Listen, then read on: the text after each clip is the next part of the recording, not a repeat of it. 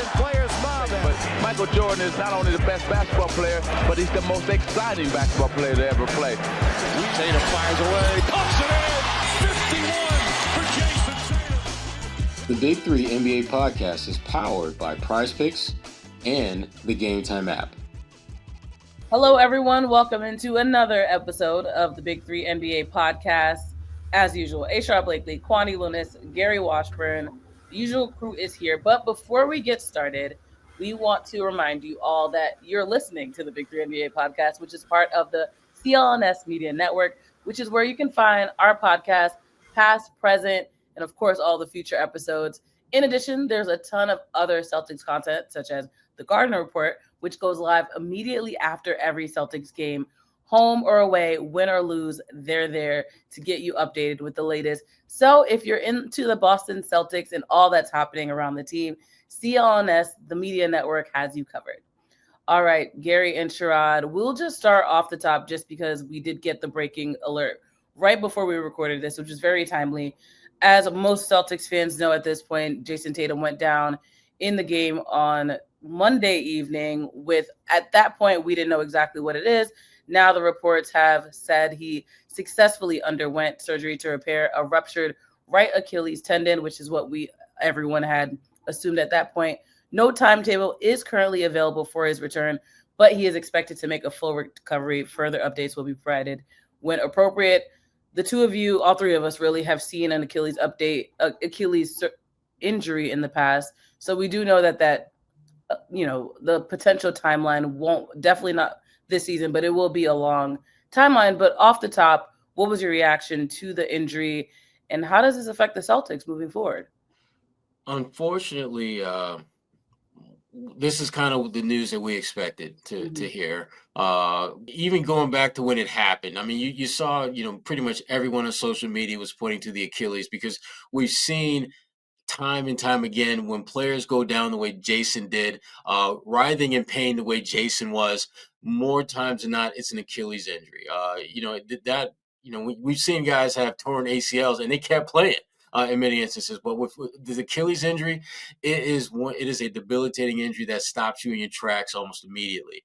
Your heart goes out to Jayson because this was arguably his best, certainly one of the best, but maybe the best game he was having in this series. And even though the Celtics weren't in a great position, and there was more likely than not they weren't going to win this game if he stayed in the game, there was still enough time and still enough hope that they could have potentially rallied to get this thing back to 2-2 coming back to Boston. But, this is a very, very devastating injury for both Jayson, for the Celtics, this year's team. And, it raises lots of questions about this franchise's future, going forward. And we'll get into a lot of that in this episode.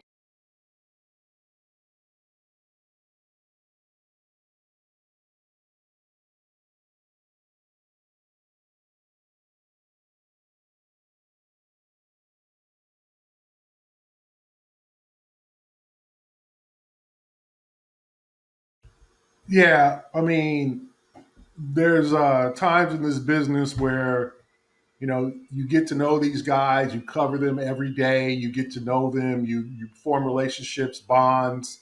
And I've covered Jayson since he got into the league in 2017. And, you see how hard guys work, and Sherrod, and you can test Kwani, and you see how some guys don't work. Where you get to know them, and you see how they move every day, and you see how they live, and you get to know them very closely, right?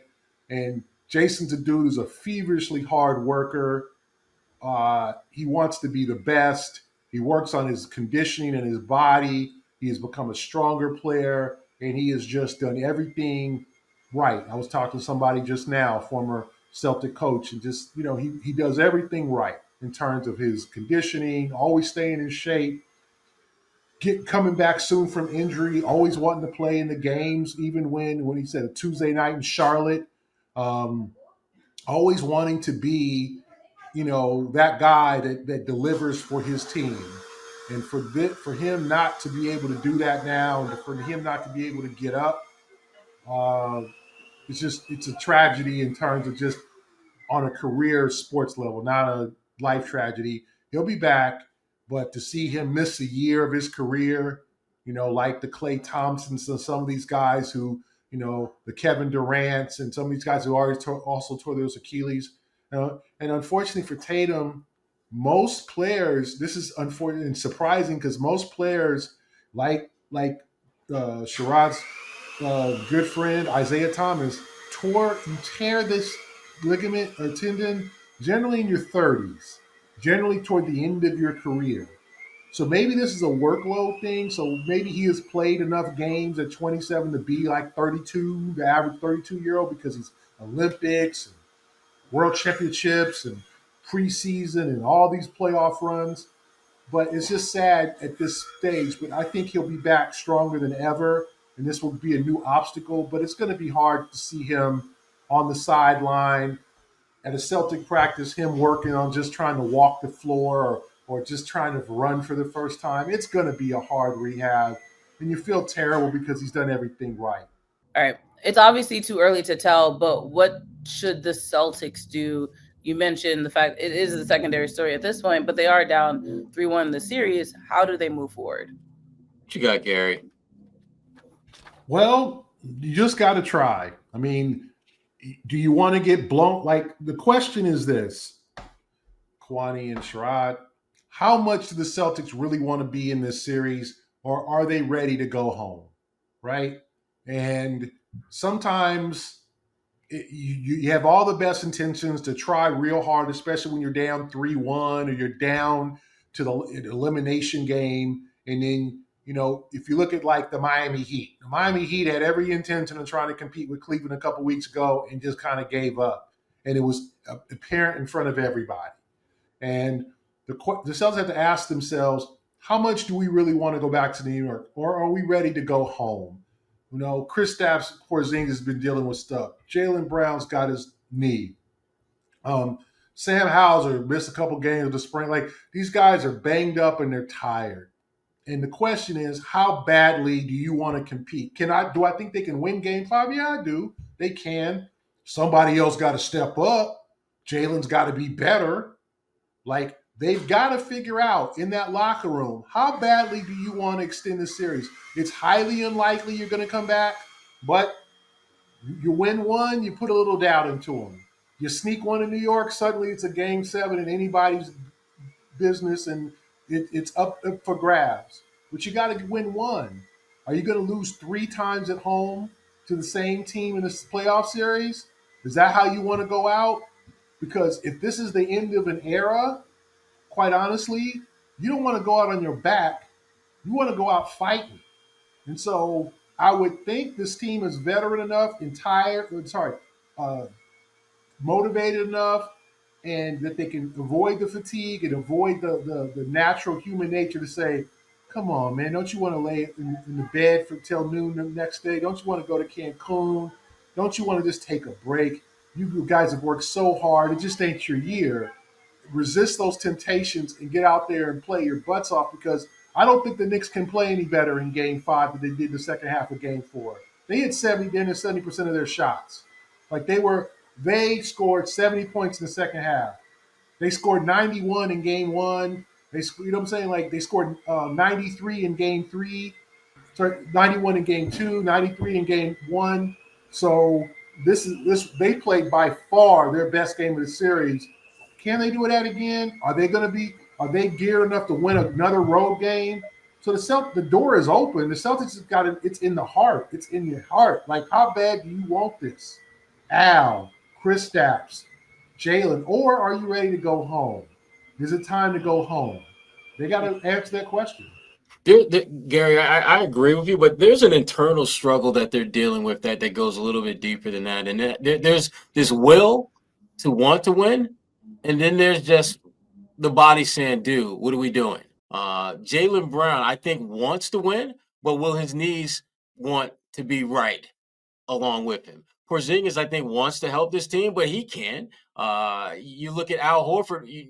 We've seen Al Horford with an extra day built in, great.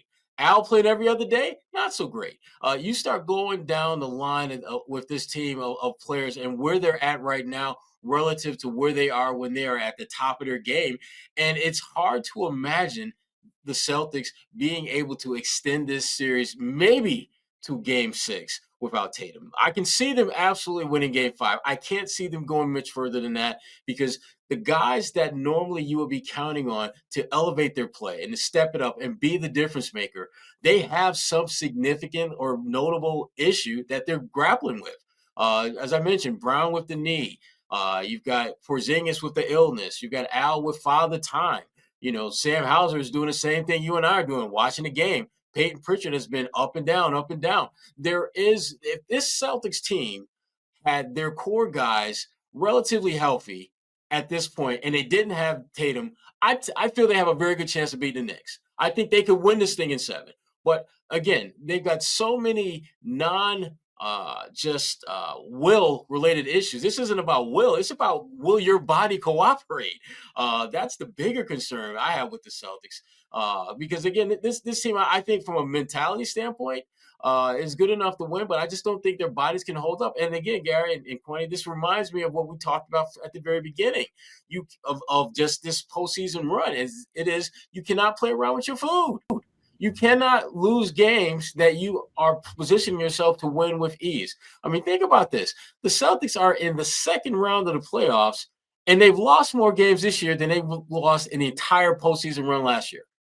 It speaks to how, again, and we talked about this previously on previous episodes, how the road to win a championship this year will be incredibly different and noticeably different and harder than it was a year ago. And when you're going through this journey and the road is harder, your team is less healthy, you've got far more issues that you're grappling with than you did a year ago, you're going to find yourself and you give the Knicks not one, but you gift wrap 2 games for them. You're going to find and now the cherry on top of all the problems, your best player is done. This is what happens when you don't take care of business and you play with your food. At some point, you are going to choke, and that is what the Celtics are doing. They're choking on their own misgivings and mistakes in this series.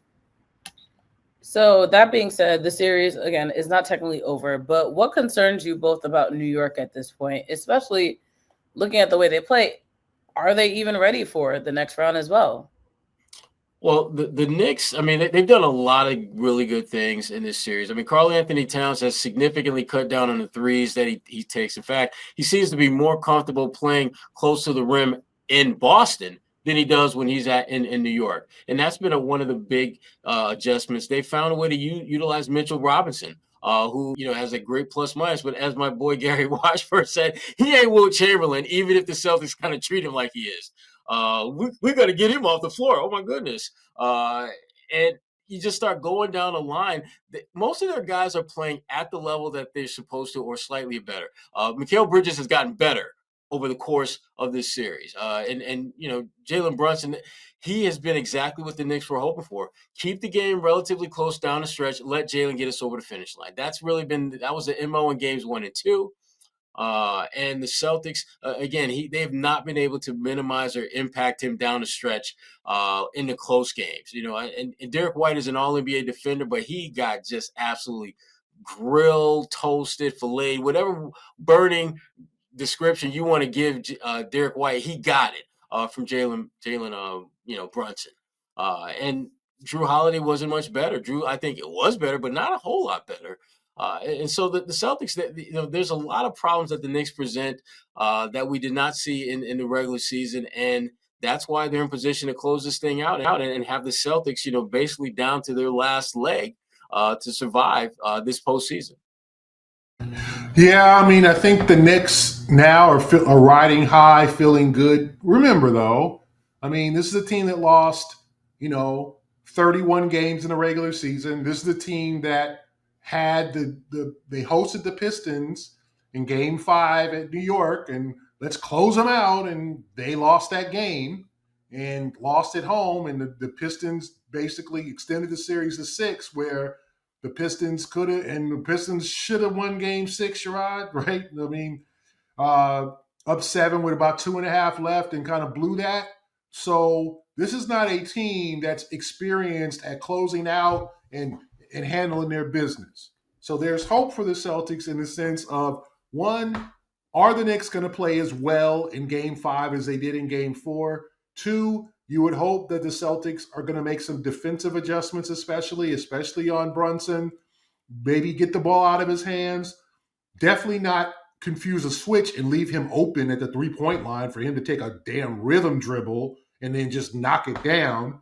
And then you gotta hope. Like, there was just some stuff that went down. Like, OG Anunoby had 29 points in Game 1, 2 in Game 2, 5 in Game 3, then suddenly turns back into Steph Anunoby in Game 4.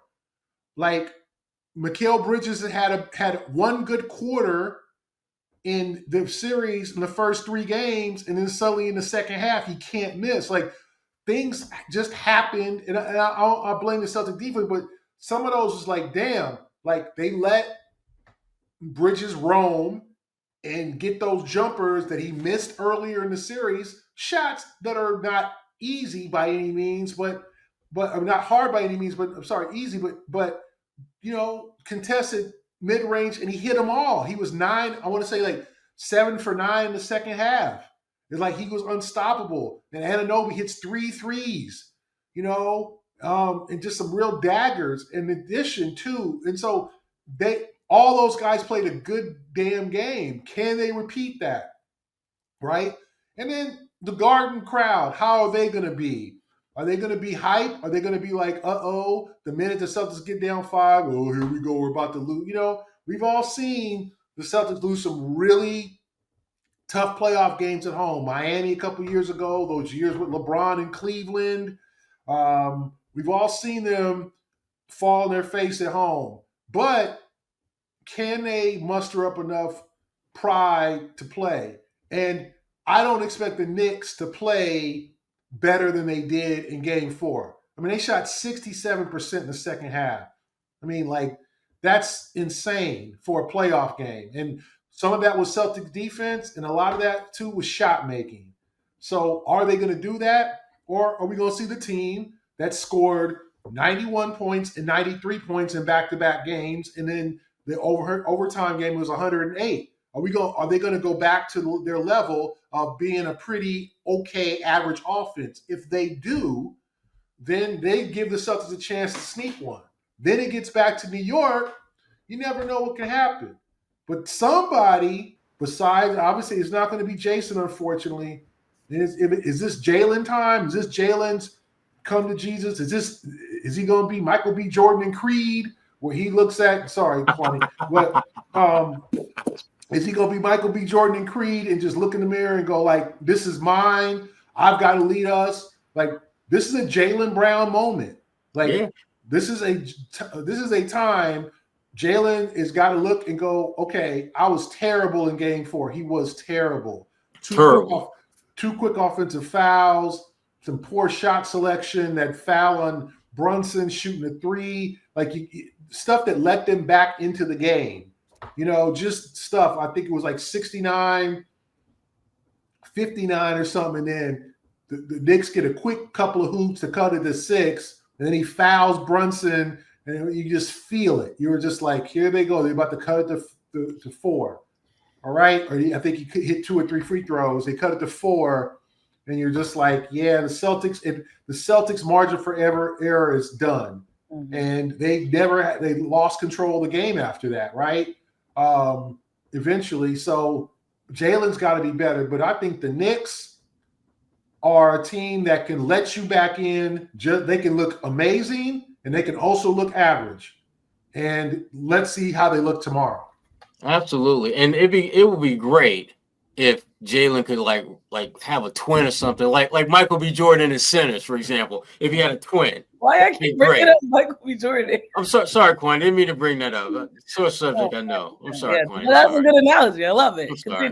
Well, Jalen played basketball at Cal, which is near Oakland, which was where Fruitvale Station, the first Michael B. Jordan. So, yeah. Great connection. So, yeah. Well, you mentioned this. Michael B. Jordan, I'm sorry. No, well, Jaylen Brown, this team potentially being on loan to him. That being said, realistically speaking, and we kind of talked about this already, but can the Celtics pull this one off? I haven't given it a hope. Maybe I'm too optimistic though. Yeah, I mean, when you say pull this off, you mean win Game 5? Yes. Yeah. When the series, I have major doubts about that, and it's simply, for me, the doubts have more to do not so much in my confidence in the Knicks, but in my lack of confidence in the Celtics' health. Yeah, that's fair. I think their health is. If Porzingis was right, if Jaylen Brown's knees weren't 100%. as kind of uncertain as they are right now, I would absolutely feel the Celtics could win this thing. But those two players, more than anyone else on this roster, their status as being uncertain in terms of their ability to impact the game at a high level gives me every reason in the world to pause and not necessarily believe that they can win this series. But certainly they can muster up enough to win this last, this Game 5 at home. I think they can, but they got to play their best game of the series. And I thought that obviously the best game of the series was Game 3. They've got to be better. They've got to, because they don't have their main man. And so it's going to take not only Jaylen, it's going to take Peyton, and it's going to take some Al, and it's going to take Kristaps. The only encouraging thing about last night was that Kristaps told us that he felt really good. Oh, yeah. What does that mean? That maybe he can give them 20, 25 minutes. What will Sam Hauser's probable? So obviously he's going to get some run. What will they do? Like, they're going to, to me, Joe is like, what if you need to rebound, why don't you give Kata some minutes? Like, you got to pull out all the stops. F the rotations and if you think Baylor Shireman can give you some minutes, it's all hands on deck. Okay. And to me, you got a 7-footer sitting on your bench that can rebound. Now he might make a couple of mistakes. You muted Sherrod. I was going to say that's literally the one thing that he does. Yes. He can board. And you need. And they got killed on the boards. So you want somebody to play against Wilt Chamberlain Mitchell, Robinson, then how about Kata? How about Torrey Craig? Do something. What did Tibbs do? Tibbs went to Precious Achiuwa. Precious Achiuwa wasn't playing. He gave him some minutes. And he didn't do terribly. He wasn't doing great. But, all hands on deck, Joe. Don't wear your guys out 45 minutes each. If you can give Shireman or Kata some minutes here and there and they can get a couple of rebounds and give you a spark, all you're trying to do is extend the series. At this point, we look at our Celtic history and they've come back from 3-1 multiple times. Now, it hasn't happened in a while, but the first thing you do coming down 3-1, like the Cavs tonight, the Cavs just got to win one. You can't worry about Game 7. What happens if we get Game 7? Well, you ain't there yet, Fulio. Get Game 5. And then go back to New York. Maybe they're a little bit nervous. Remember, they had a closeout game against Sherrod's Pistons and lost at home. They had to win that series back on the road.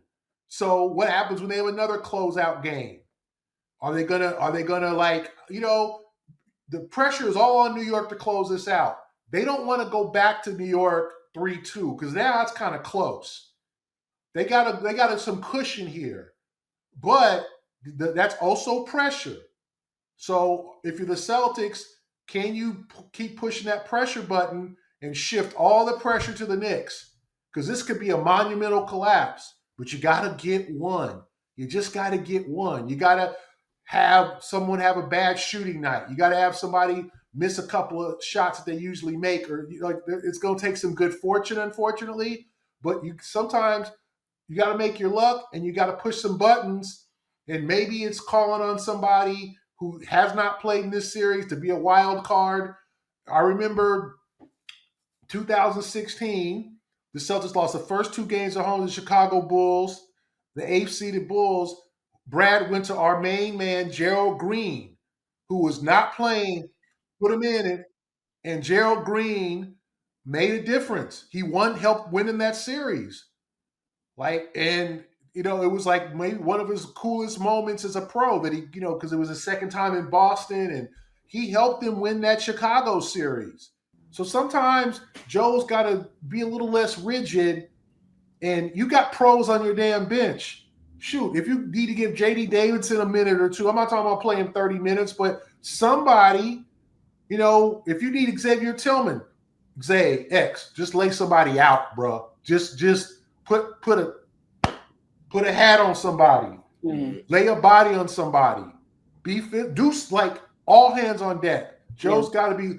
Your main man is out, so somebody's got to. It could be 5 guys that have to take up that slack.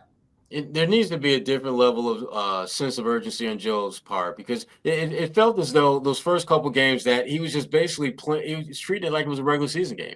That, we're up by 20, and they may cut into this lead, but we got this. I mean, I don't really need to do anything to shake things up, as opposed to like recognizing that this might be a big run. Let's call a timeout after our lead is down to 12 or 14. And Joe, it wasn't until game 3 where he started to actually coach with a high level of urgency, and you're down 0-2 at that point. So it's like you damn near cut the margin of error to almost nothing. And then, as we saw in game 4, you already gave them 2 games that you shouldn't have. And now they actually are going to have a game where they play well. And that's what typically happens in a best of 7. If you're the better team, that doesn't mean you're going to run through that undefeated, because that other team can have a great night. And when they have a great night, they'll get that win more likely than not. But more times than not, it's not going to significantly impact the outcome of the series, because if you handle your business, you're up 2-1 or you're up 3-1. It's not a big deal. But because they gave the Knicks 2 games right off the jump, and the Knicks did not play great in either one of those games. They played well enough to win, but they didn't play great. They got the ass kicked. There was like 8 quarters of play, and I think they were outscored at least 5, maybe 6 of those 8 quarters. Now, game 4, they had a great game, great second half, and now you are finding your season has come down to literally how you perform in the next 4 quarters of play. If you do enough, you stay alive for another game. If you don't, bye-bye 1, 2, 3 Cancun. That's you. So that, again, I think there's going to be a lot of eyeballs on Jaylen Brown and Porzingis and other guys on this roster. I'm watching Joe Mazzulla. I'm watching him closely to see, is he going to respond to the moment? Is he going to coach with the kind of urgency that is absolutely 100% necessary for them to get out of this hole that they find themselves in? Yeah. Okay, before we move on, for those of you who are listening to the show, we just want to remind you one more time to subscribe to the podcast, leave a review. And for those watching the show on CLNS, go ahead and hit that like button, subscribe to the Celtics All Access YouTube channel, where you can find, of course, our show and lots of other great Celtics content. And also be sure to turn those notifications on, because you'll know the instant a new video or podcast episode like ours drops.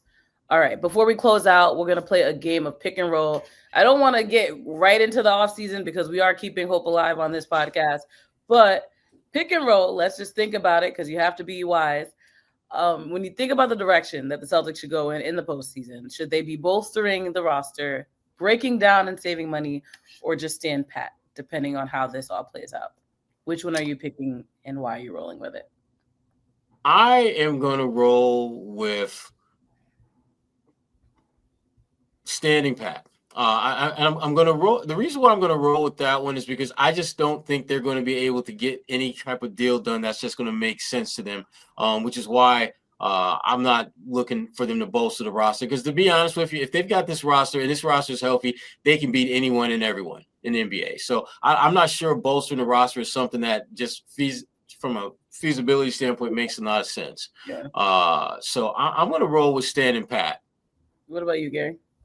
I think they're going to have to make the tough decision and probably make some changes. They got to get under the second apron. You're not having your best player next year. They've got to figure some things. They got to get younger. They got to get some young dudes on this team. You got Shireman, you got J.D. Davidson, you got a couple of guys on the two-way, but you need to have a dude who's going to be, you would consider like a prospect. like a guy, like a Terry Rozier. I'm not talking about Terry now, but I'm talking about like Rozier type a few years ago, or a guy who can come in who's gonna maybe have a bigger assignment and come in there and play some minutes and show that he can maybe be a cornerstone. Like, right now the only guy they really have, they have Shireman, they have Jordan Walsh. Okay.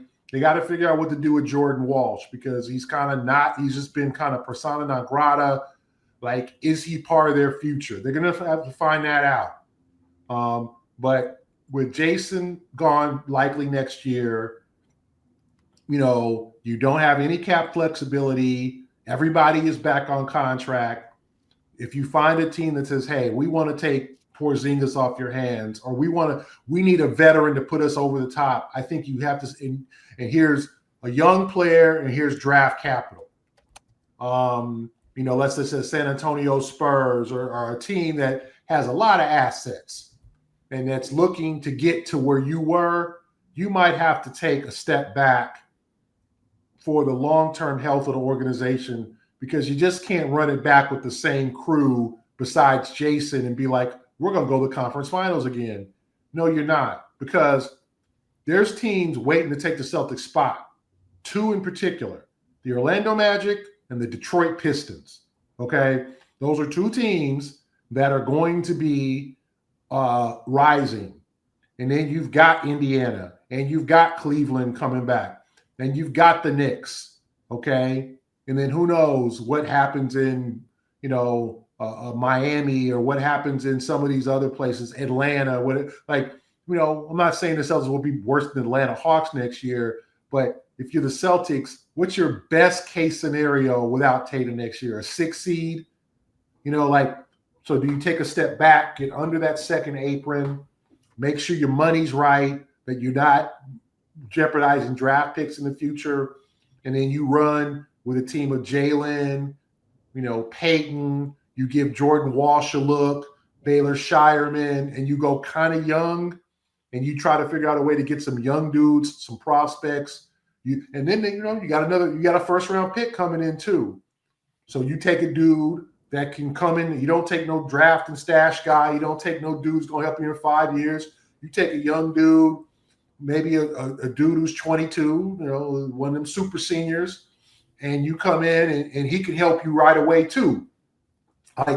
This is going to put all emphasis on the draft. Like they got to get a good pick. They got to land on their pick this year, because they got to start getting younger. They've got to regenerate the roster.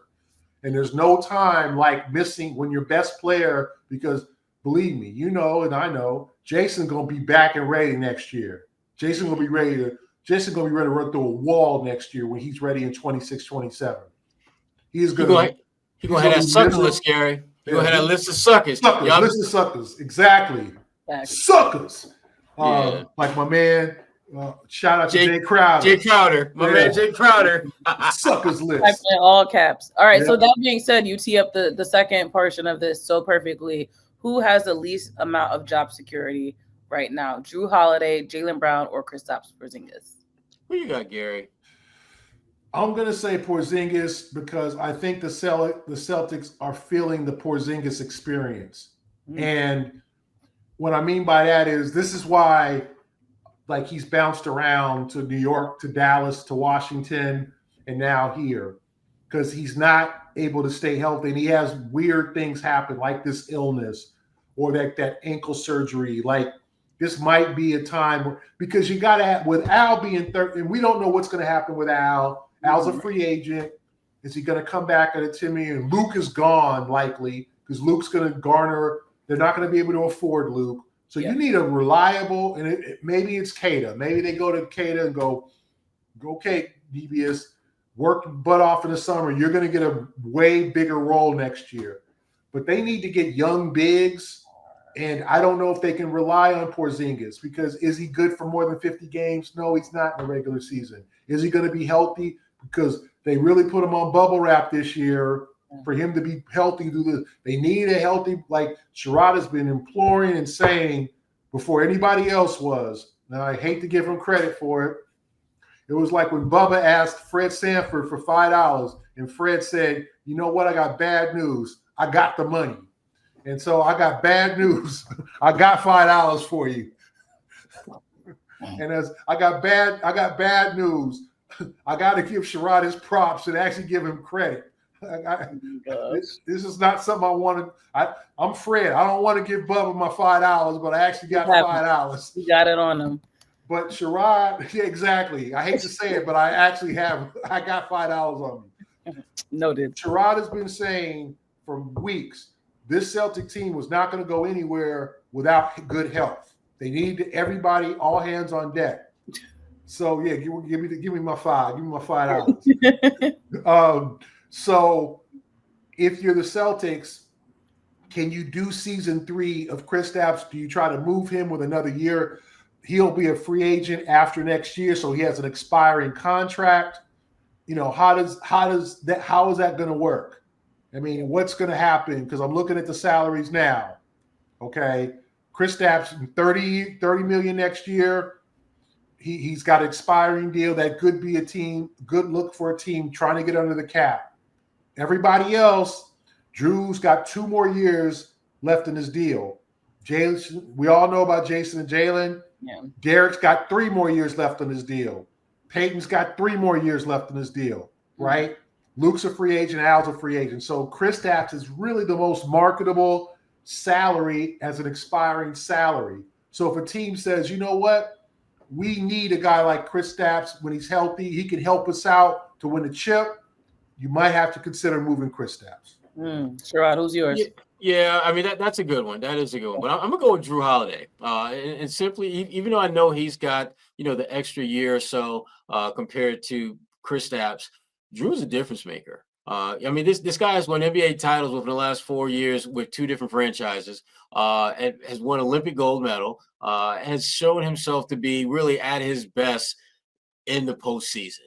That is when you look at the Drew Holiday highlight reel. Most of those games are going to be playoff games, and there's value in this league, and I think teams will be open to the idea of giving him that extra year and taking on that extra year because you're getting a guy who, even when he's at his worst, he's still an elite defender.